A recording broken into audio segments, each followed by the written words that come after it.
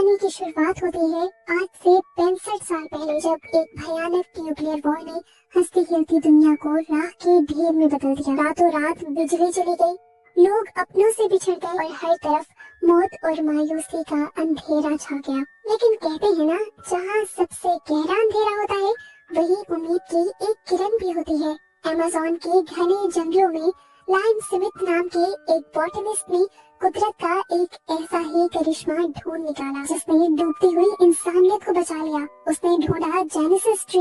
ये कोई आम दरख्त नहीं था, ये एक चमत्कार था जो जहरीली रेडिएशंस को पीकर उसे प्योर एनर्जी में बदल देता था। इस दरख्त के नीले चमकते फूलों ने दुनिया को फिर से रोशन तो कर दिया, लेकिन इससे इंसानों की किस्मत और जिंदगी हमेशा के लिए बदल गई। जंग के असरात इतने गहरे थे कि आने वाले 90% बच्चे जेनेटिक बीमारियों के साथ पैदा होने लगे। अब इन बेचारे बच्चों की जिंदगियां बचाने के लिए और उन्हें नॉर्मल पैदा करने के लिए साइंटिस्ट ने जेनेसिस फ्लावर के डीएनए को इंसानों के डीएनए के साथ जोड़ दिया और फिर उसे इंजेक्ट किया माओं के अंदर, उन औरतों के अंदर जिन्होंने बच्चे पैदा करने थे, जिसके रिजल्ट में मॉडिफाई हुए ऐसे परफेक्ट बच्चे पैदा हुए जिनके अंदर सुनने की, देखने की, यहाँ तक कि हर काम करने की पावर 10 गुना ज्यादा थी एक आम इंसान से।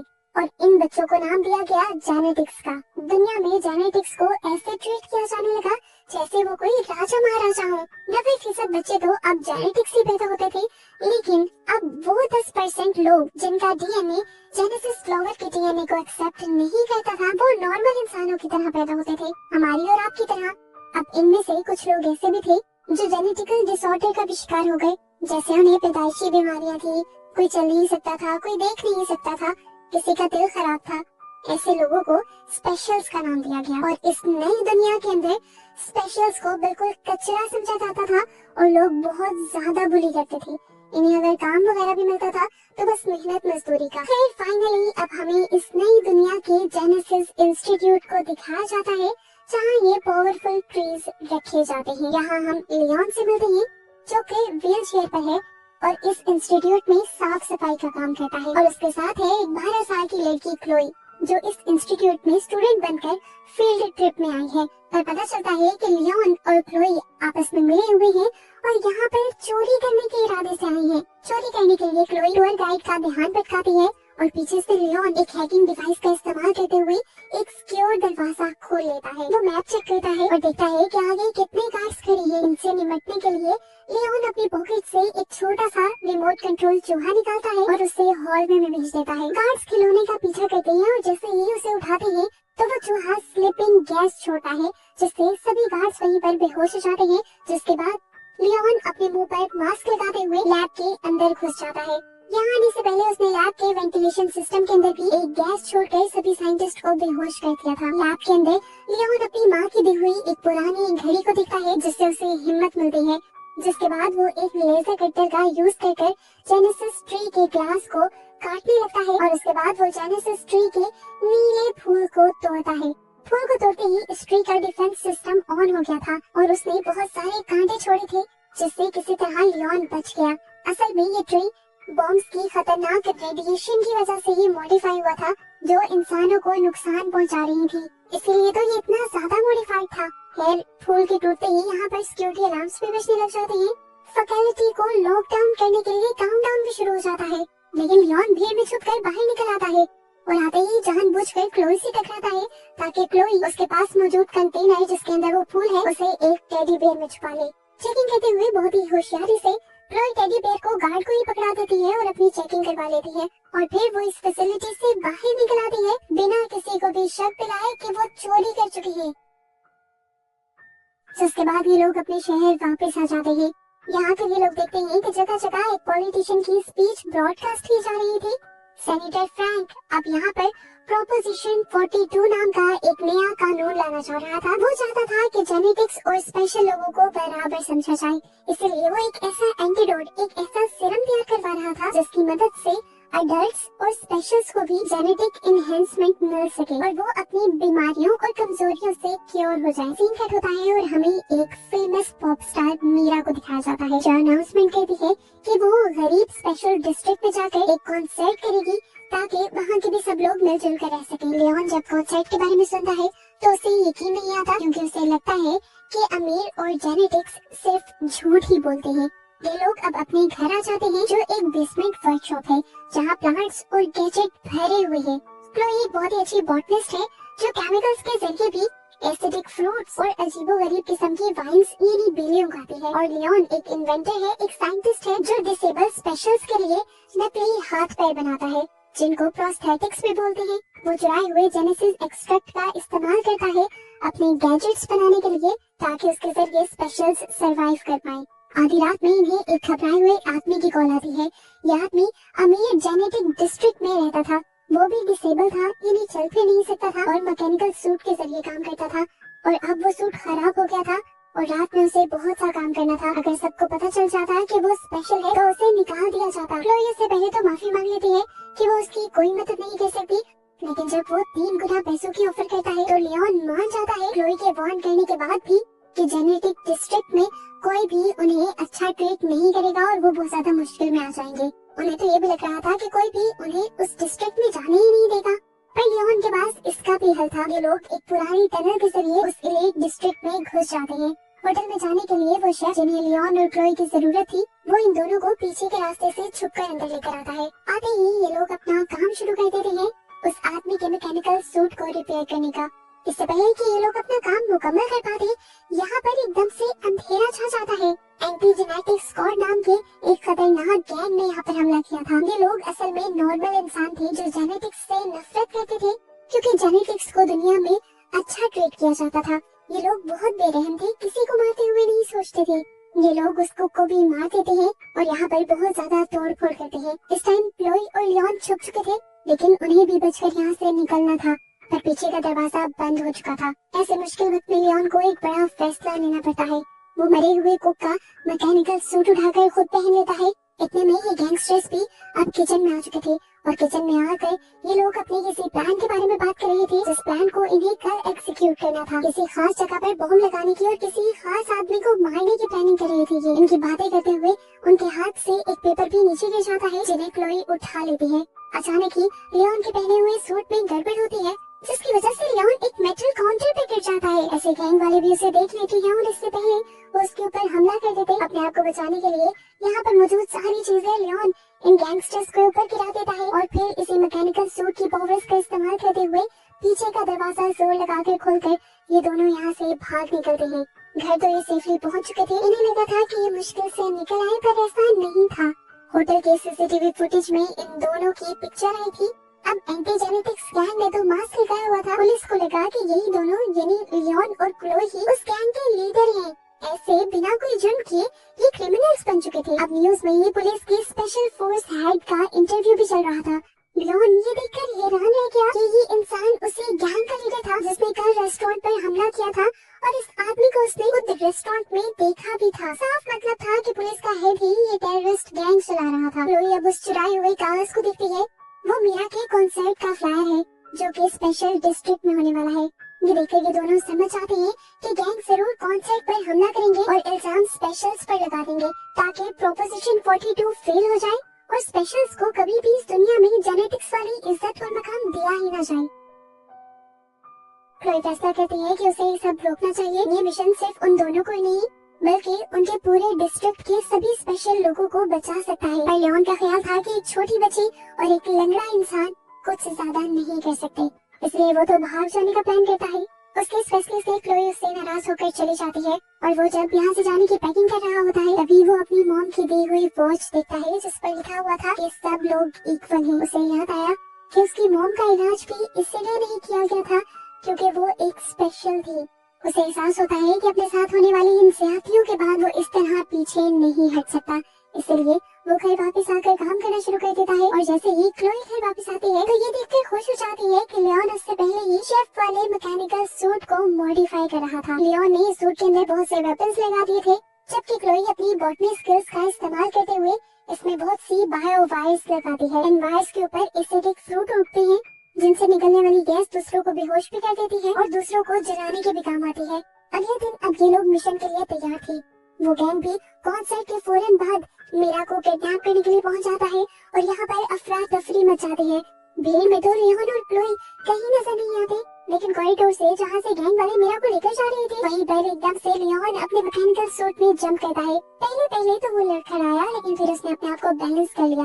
गैंगस्टर्स ने जैसे ही उसे देखा तो उसने अपने सूट से एक बटन ऑन किया और उसके पूरे सूट पर पौधे उगाए, और ये था क्लोई की वजह से। ये देखकर गैंग वाले उस पर हंसने लगे, लेकिन फिर लियोन ने दिखाई अपनी सूट की असली ताकत। उसने इन्हीं वाइन्स का इस्तेमाल करते हुए गैंगस्टर्स को झटके लगाए। वाइन्स पर लगने वाले फ्रूट्स की मदद से गैस छोड़ के उन लोगों को अंधा कर दिया, और इससे पहले कि अब वो मीरा को लेकर भाग जाता, यहाँ पर बाकी गैंगस्टर्स आ गए। अब वो इतने ज्यादा थे कि लियोन उनसे लड़ नहीं पाता, और ये लोग लियोन को नीचे गिरा देते हैं और इतना मारते हैं कि उसका सूट भी खराब हो जाता है। सूट के टूटने के बाद अब लियोन भी मर ही जाता है। ठीक वक्त पर क्लोई एक चोरी की गाड़ी लिए यहाँ आ जाती है और सभी गैंग के लोगों को टक्कर देते हुए लियोन और मीरा को गाड़ी में बिठाते हुए यहाँ से तेजी से निकल जाती है।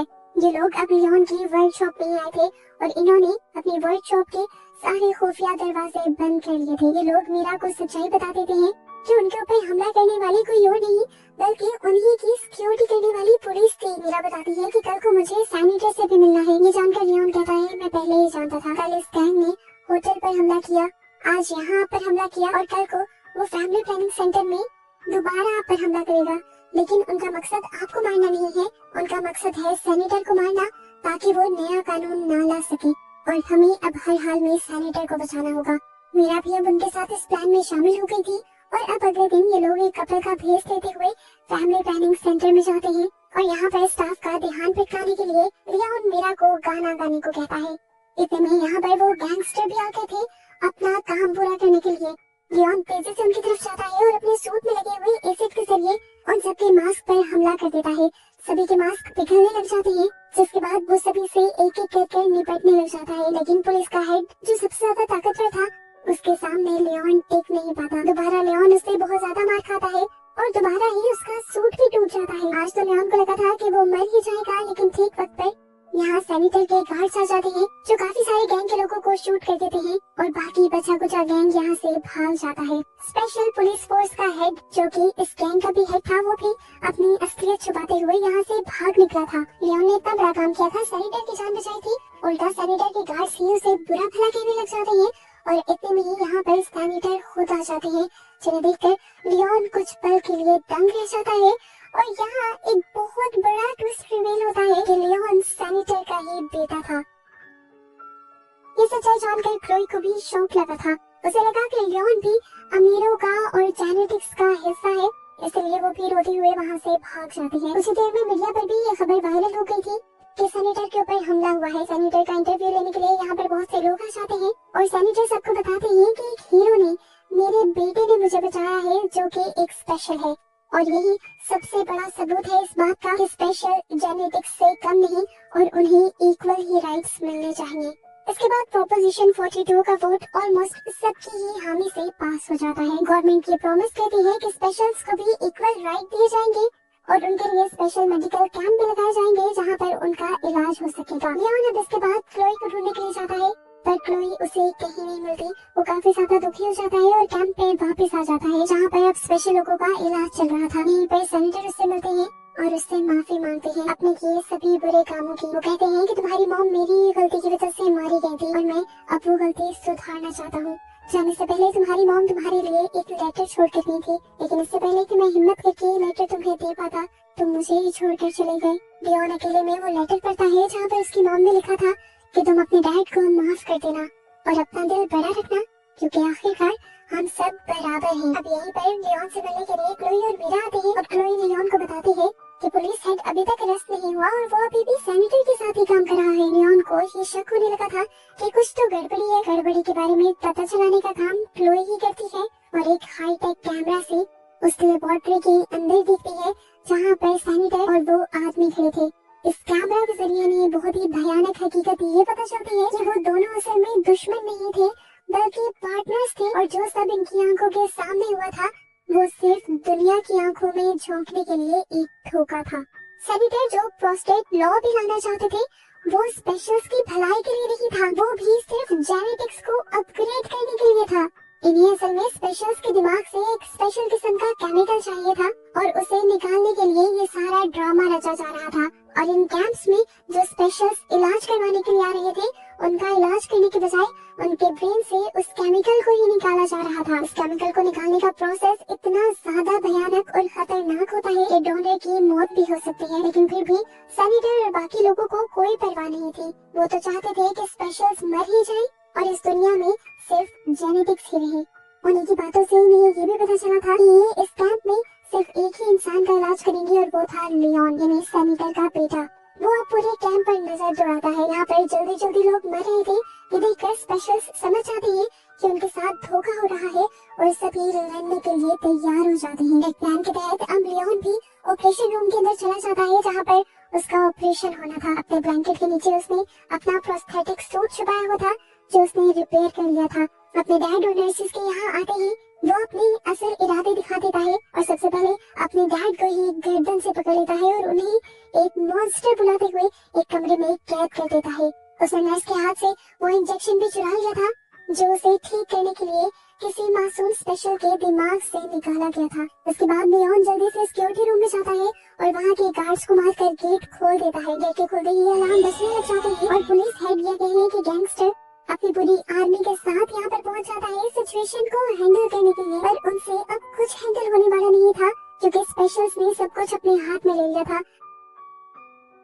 अपने हाथ में आम सी चीजें लेते हुए जैसे पत्थर और बेड, वो इधर इन जेनेटिक्स और गैंगस्टर्स के ऊपर हमला करना शुरू कर देते हैं। हालांकि जेनेटिक्स उनसे ज्यादा ताकतवर थे लेकिन स्पेशल्स तादाद में ज्यादा होने की वजह से जीतने लगी। ये जंग इस टाइम बहुत ही भयानक हो गई थी। जंग के दौरान क्लोई और मीरा किसी दूसरे मिशन पर लगे हुए थे। सेनेटर और पुलिस के खिलाफ सारे सबूत वो हायर अथॉरिटीज में पहुंचाना चाह रहे थे, लेकिन इस सब में पूरे 5 मिनट लग जाते और इससे पहले आकर कोई भी उनसे ये सबूत छीन सकता था। एक आदमी तो आकर मीरा का गला भी दबाने लग जाता है। मीरा मरने ही वाली होती है लेकिन तभी एक स्पेशल आकर पीछे से जेनेटिक्स को मारकर मीरा को बचा लेता है। फाइनली वो सबूत भी पूरी तरह हायर अथॉरिटीज के पास पहुंच जाते हैं और इनका ये मिशन कामयाब हो जाता है सेनेटर और पुलिस हेड की सच्चाई सब तक पहुंचाने का। दूसरी तरफ हम देखते हैं कि उस गैंगस्टर और लियोन के दरमियान में भयानक लड़ाई चल रही थी। वो गैंगस्टर जेनेटिक्स होने की वजह से बहुत ज्यादा ताकतवर भी था और तेज भी था। वो लियोन के इस सूट को टुकड़ों टुकड़ों में तोड़ देता है।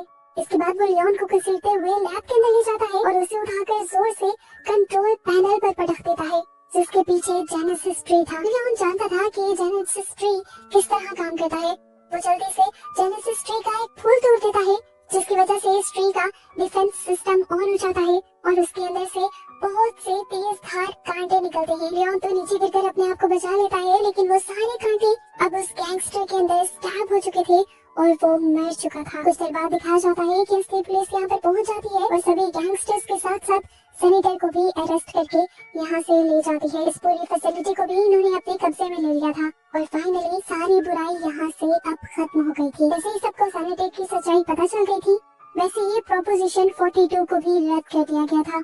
शहरों के दरमियान बने सभी बॉर्डर्स भी खोल दिए गए थे और इस दुनिया में इक्वालिटी आ गई थी। अब जेनेटिक्स और स्पेशल्स एक दूसरे के शहरों में आ जा भी सकते थे और एक दूसरे के साथ नॉर्मल इंसानों की तरह रह भी सकते थे।